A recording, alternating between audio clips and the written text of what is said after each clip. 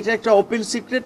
রাজনৈতিক দল, সরকার, election commission সবাই ধরেন বিভিন্নভাবে আলাপ আলোচনা হচ্ছে যে আগামী নির্বাচনে অংশগ্রহণমূলক বলতে আসলে কাদেরকে মিন করা হচ্ছে যে তাদেরকে নিয়ে নির্বাচনটা করা দরকার, তাদের উপরে কোনো বিদেশি চাপ আছে কিনা। কারণ এটা সত্য যে বাংলাদেশের ইলেকশনগুলো আসলে আমরা দেখি যে আমাদের এই বিদেশি বন্ধুপ্রতিম রাষ্ট্রগুলো যদিও তাদের দেশের নির্বাচন নিয়ে আমরা কথাও বলতে পারি না, আমাদের অ্যাম্বাসেডররা কোনোদিন ওই দেশে ইলেকশন কমিশনের সাথে একটা মিটিং করতে পারে কিনা আমরা জানি না, কিংবা ইলেকশন নিয়ে কোনো সাজেশন দিতে পারে কিনা আমরা জানি না।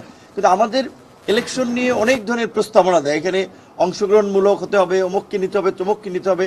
সেক্ষেত্রে আমরা পরিষ্কারভাবেই বলেছি যে এই 24-এর গণ অভ্যুত্থানের মধ্যে দিয়ে পরাজিত ফ্যাসিস্ট শক্তি, যে যাদের মানবতা বিরোধী অপরাধের বিচার হচ্ছে, যারা আইনগতভাবে তাদের কার্যক্রম নিষিদ্ধ, কোনো বিদেশি যদি সেই সমস্ত বিষয়ে প্রশ্ন করে তারা যেন তাদের উত্তরটা ক্লিয়ার করে বাংলাদেশের জনগণের আপনার অবস্থানটা যেন ব্যক্ত করে যে বাংলাদেশের জনগণ এই ফ্যাসিবাদী শক্তিকে প্রত্যাখ্যান করেছে, আইনগতভাবে তাদের বিচার হচ্ছে, সুতরাং তারা যেন নির্বাচনে অংশগ্রহণের কোনো সুযোগ না পায়। একইভাবে যে এই ফ্যাসিবাদের দোসর যারা জাতীয় পার্টি সহ কার্যত নামে 14 দল থাকলেও আসলে বাটি চালান দিলেও কিন্তু এই 14 দলের 14টা দল বা অফিস টফিস আপনারা খুঁজে পাবেন না।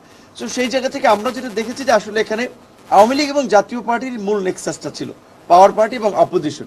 সেই জায়গাতে আমরা জাতীয় পার্টির বিষয়ে আমরা বলেছি যে নির্বাচনে যাদের অংশগ্রহণ করার সুযোগ না পায় এবং তাদের বিরুদ্ধে ব্যবস্থা নেওয়া হয়। নির্বাচন কমিশন পরিষ্কারভাবে বলেছে যে তারা আসলে কোনো রাজনৈতিক দলের কার্যক্রম নিষিদ্ধ করতে পারে না, এটা সিদ্ধান্ত দিতে হবে সরকারকে অথবা আদালতকে।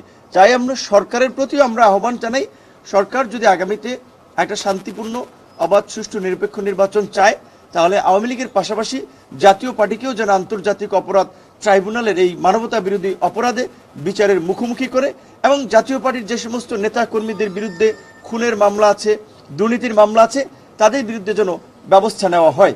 এবং সর্বোপরি এই কথাটি বলে শেষ করতে চাই, আমরা নির্বাচন নিয়ে যেমন আশাবাদী, আপনারা জানেন যে ছোট বড় সকল দলের প্রার্থীরা এখন ফুল সুইংয়ে কিন্তু মাঠে কাজ করে বেড়াচ্ছে, প্রচার প্রচারণা, গণসংযোগে। সেক্ষেত্রে এখন এই জুলাই সনদ নিয়ে যদি এই বিভক্তি বিভাজনের জায়গাটা থাকে তাহলে কিন্তু ইলেকশনটা যথাসময়ে হবে না, নির্বাচন বাধাগ্রস্ত হবে। আর নির্বাচন যদি বিলম্বিত হয় তাহলে কিন্তু রাজনৈতিক দল, নির্বাচন কমিশন, সরকার এবং সর্বোপরি দেশ একটা চরম বিপদের সম্মুখীন হবে, বিপর্যয়ের সম্মুখীন হবে।